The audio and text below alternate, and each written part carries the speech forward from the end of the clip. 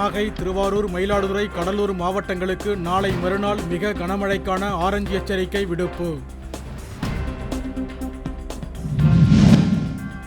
கனமழை காரணமாக தூத்துக்குடி மாவட்ட ஆட்சியர் அலுவலகத்தை சுற்றி இடுப்பளவு தண்ணீர் தேங்கியுள்ளதால் பொதுமக்கள் கடும் அவதி. மக்களுக்காக தொடர்ந்து போராடிக் கொண்டே இருப்பேன், போர்கள் ஓய்வதில்லை நூல் வெளியீட்டு விழாவில் மருத்துவர் ராமதாஸ் பேச்சு. டெல்லி சட்டப்பேரவை தேர்தலில் புதுடெல்லி தொகுதியில் அரவிந்த் கெஜ்ரிவால் போட்டியிடுவார் என ஆம் ஆத்மி கட்சி அறிவிப்பு.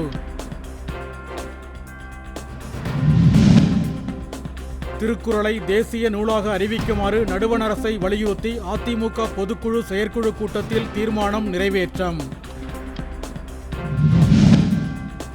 மாதம் 1000 ரூபாய் கொடுத்தால் பெண்களின் வாழ்வு மாறிவிடுமா என அன்புமணி கேள்வி. மதுக்கடைகளை மூட வேண்டுமென வலியுறுத்தல். ஒடிசாவில் நடைபெற்ற தேசிய அளவிலான தடகள போட்டியில் 2 தங்கம் வென்று உடுமலை திரும்பிய மாணவிக்கு பொதுமக்கள் உற்சாக வரவேற்பு. விளாத்திக்குளம் சுற்றுவட்டார பகுதிகளில் மழையால் ஏற்பட்ட பயிர் சேதங்கள் குறித்து தோட்டக்கலைத்துறை அதிகாரிகள் ஆய்வு. சிதம்பரம் அருகே வீராணம் ஏரி நீரால் வெள்ளக்காடாக மாறிய கிராமங்களை அதிகாரிகள் கண்டுகொள்ளவில்லை என பொதுமக்கள் குற்றச்சாட்டு.